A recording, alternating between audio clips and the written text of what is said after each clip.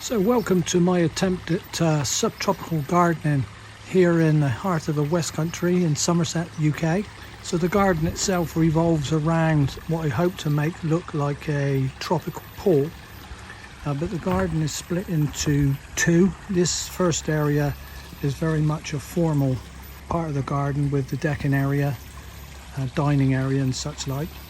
So that's the bit that faces south and gets full sun.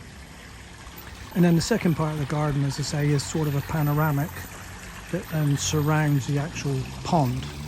But if I sort of break it down into a bit more detail. So first of all, here in the centre of the garden is a new planter that was installed in March of this year. And of course we put the cycad in the middle at the moment. And what was here until March was a massive butia. And the reason it had to go, two reasons really. One, it was blocking all the sunlight in the garden. And two, because the garden gets very little sunshine during the winter months, the trunk had deteriorated. Had the trunk still been in good condition, I would have probably kept it. The garden itself has got 4 microclimates. And the first one here, where the tree ferns are, this is in deep shade the whole of the day, so it doesn't really get any sun at all. And then the second part is this raised border here that gets dappled shade. The third part here gets sun until about 2-3 o'clock in the afternoon, and then finally this part over here faces south, so it gets full sun for most of the day. So to delve in a little bit more, first of all we'll start here with a new macro riser. I just got this one about 3 weeks ago, so it's out acclimatizing right now. Will probably stay in the pot. And then of course we've got the Dickinson Antarctica. I've had these for quite some time now. If you come back you can see they're actually quite large. I think the big one, the trunk is probably 2.5 meters. These are winter fronds, or last year's fronds. So the new ones have obviously started to poke through now, but it's generally about late May, June before they're fully out for me. If we go in underneath, we've got the Persicaria. Purple Fantasy, I believe. This is a beast. It's been in now a couple of years, and I've already had to trim it up yesterday actually, because it gets too tall and starts to swamp out the tree fern. By closing there, you'll see the crosiers just starting to form in there.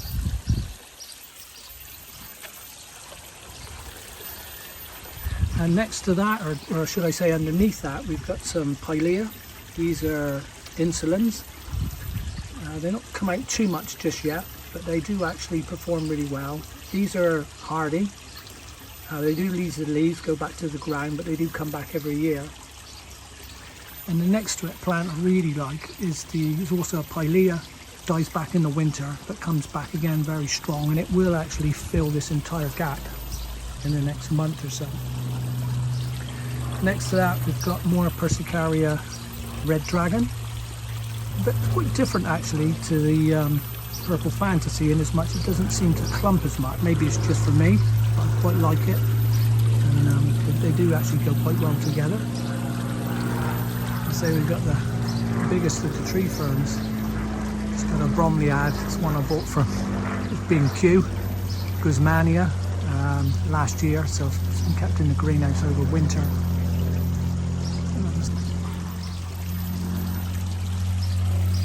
I think this is Fargacia. Nice little bit of ground cover, and again, I appreciate we're still only in April. This is the 29th of April today. I'm recording this. So it would seem to me the season is come really early this year, and a lot of the things has been out now for about 4 weeks, 5 weeks. Not had a frost here since a very early March, so I took the chance on putting a lot of the tenders out. So as we come into this next border, this is the one that gets dappled shade. We've got Euphorbia, which is beginning to come into flower now. This plant is about, I think this is 3rd season. This one came from Desert to Jungle, which is my local exotic nursery. I'm sure plenty of you have heard of Desert to Jungle. It's literally 30 minutes drive from me on the outskirts of Taunton. and that's where most of my plants have actually come from. This one came from the same source, so Begona, I think it's Benochiba. These have come through winter in the greenhouse. I don't cut them back, I just leave them as they are, and they seem to fare quite well. I can't actually remember what the grasses are called, but there's a whole host of them all the way along just to soften up the edge a little bit. Going in underneath, we've got the Brunnera. It's still out in flower. There's more down there. Again, really like these for foliage plants. Once the flowers die back and the leaves, put on a bit of size, look really tropical and fill in all those spaces. And again, they come back every year for me with no problem. This plant in here, I've absolutely no idea what it's called. It's literally, I found it at a garden centre. It's in a bargain basement, I think £2. And I was just attracted to these leaves. And it's been about 2 or 3 years. It's hardy, it comes back every year. In actual fact, it doesn't lose its leaves. Like I said, I don't really know what it's called. Weird flowers, the same colour as the plant. So they don't really stand out much, but yeah, bit of a bargain.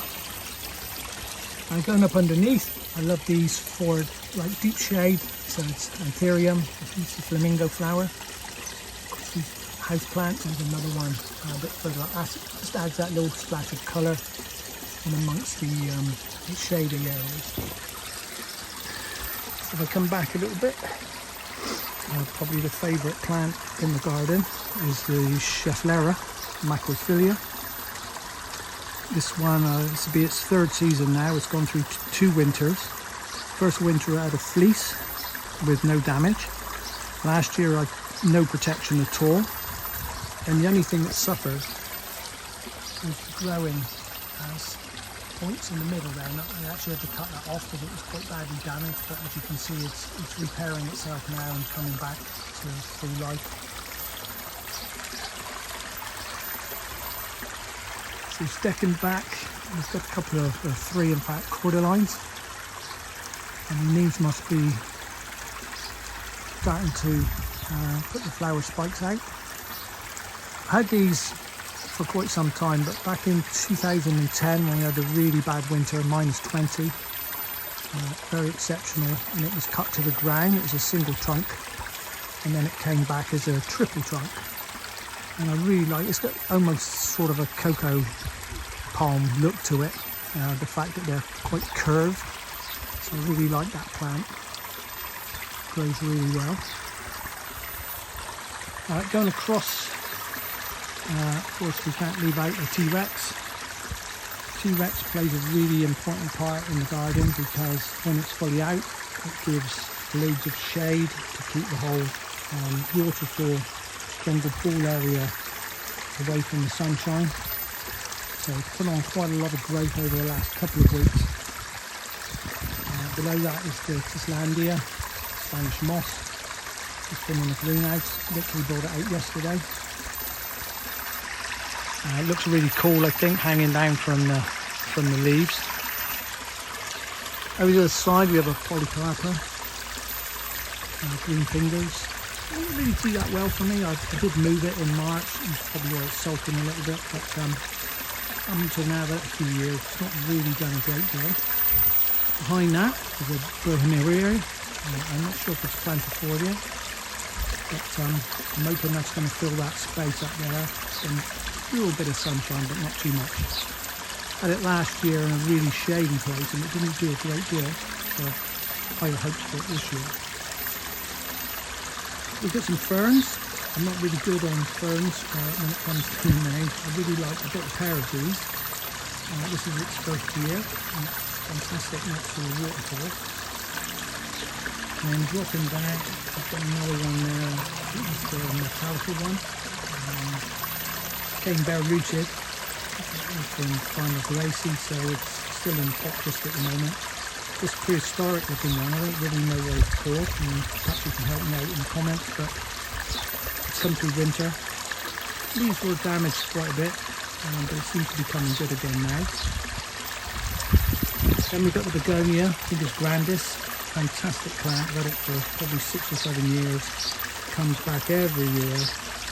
And what I really like about this one, because it's sort of grown from spores, the spores get into the old tree fern here, and they just grow out of anywhere. Places that I couldn't really put a plant. I couldn't plant anything, so it's cool, and it will actually fill that entire space, and then I spend most of the time cutting it back so that it doesn't actually take over. Here we've got a native fern. I didn't plant that, it's just grown. Some spores that have turned up from somewhere. And then a nice little cool fern there that's growing out of the tree log. And it's got lots of new croziers showing through. Again, I don't really know what it's called, but it's different. So it's quite cool. And there's a close-up of the actual waterfall. It's up about probably 1.5 metres to the top. Just the filter base is up in behind the rocks there. Comes down through and into the pond. So if I go around the footpath,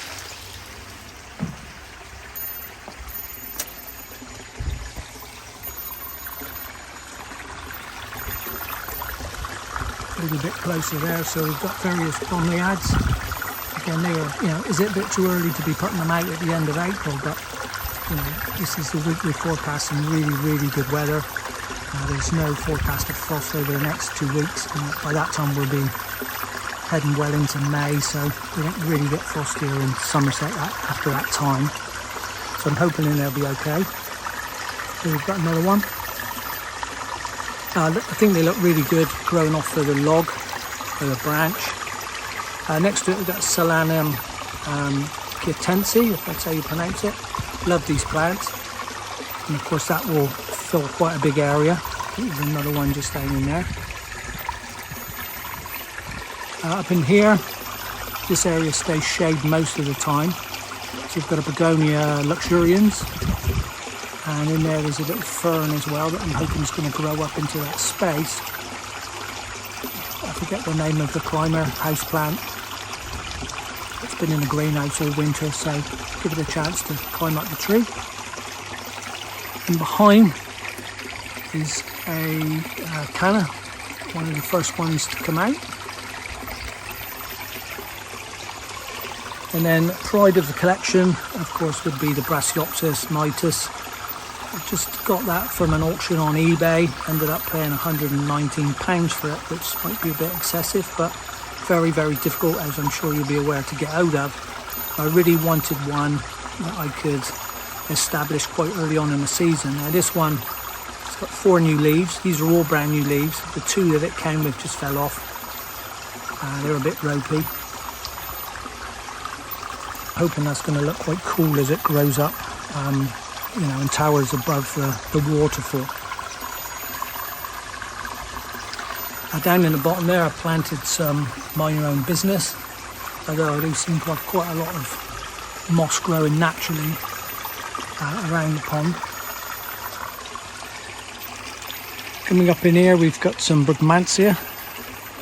These have been overwintered in the greenhouse. They've actually been out now since, I think it was the last week of March, when we had that nice little bit of heat for a week. Bit of a chance and bit of a risk, but it was just an opportunity to get them out. They were taking up quite a lot of space in the greenhouse. But I'm hoping that they're going to have a good display of flowers, getting them off to a good start. A couple of cuttings down the bottom there. Coming across, we've got a Canna Cleopatra. It's literally just been planted out, so we'll see how that one goes. And just here with Begonia. It's like an ornamental begonia, so I'm not sure what it's called. It was a house plant. It's been out actually all winter. I thought it would be a goner, but it's come back. So we'll see how that one does. And then we've got some Mexican cigar plant. Very small. But once they bush up, it gives that little bit of colour. I think this year I'm going for a bit more colour, whereas traditionally I've always had, mostly foliage. And then we've got this one, it's also from Desert to Jungle. Bought it because it looks like a young cocoa palm. Not really seen much of these, so it'll be interesting to see how that one goes. Gives a bit of height without blocking the view. Here we have the Inseti or Inset, however you want to pronounce it. So that one, I've had a couple of years now, and it's just been out of the greenhouse. That one's been planted out for about 4 weeks, so we'll see how that one goes. In behind is an Abutilon. Didn't really do much for me last year, but this year it's going to get a bit more sun, so I'm hoping it will perform a little better. And then up here, a very popular plant I know is the Cheflera Taiwan. This is actually quite a big one. It's just starting to flush its new leaves now. Let me see. I've had this plant probably about 12 years. Got it from Krug Farm, as I did the macrophylla over there. But yeah, it gets a little leaf damage in the winter, but not too much. It comes back every year really well. I mean, it's quite a strong plant now, as I say, it's been in the ground for quite a long time. The whole garden is protected by this bamboo that runs all the way across. Came from Aberdeen of all places, not probably the place you'd expect to get a bamboo, but and it's a runner, so it's in a very strong trench with root barriers, otherwise it will be away. And then of course the idea here for this space, a lot of tenders are going to go in there, hence the space is still there. They're still in the greenhouse at various stages. There's going to be cannas to give that layered effect that will grow up just underneath the Bugmansia. Then we've got some Alocasia, Pharaoh's Mask, Redemption, Hawaii, Waikiki, all the usual culprits. And then I've got some flowering Alstroemeria to go in the middle or in front. So hopefully that'll give it a nice layered effect. But that's going to be another 3-4 weeks, I think, before that can get underway. Here we've got a Musa scimenus. This is the Bengal tiger. Probably going to stay in a pot. And then coming back, I've got our bamboo. It's Fargasia, might be Negra. It's the black stemmed one. That's in its 3rd season now. And then down here we have some canna. These grow probably 2 meters, if not more. Really cool when they come out, and again they just come back every year. Melanthius major, that's just come through winter. It did lose all its leaves, but it seems to be growing back okay now. And of course you can't miss the stem of the Baju. 3rd season for them. First few leaves a little bit tatty out, of course, but it's making good progress now. It's had lots of feed, chicken pellets, it's had manure, it's had all sorts of stuff. It just sucks it all up.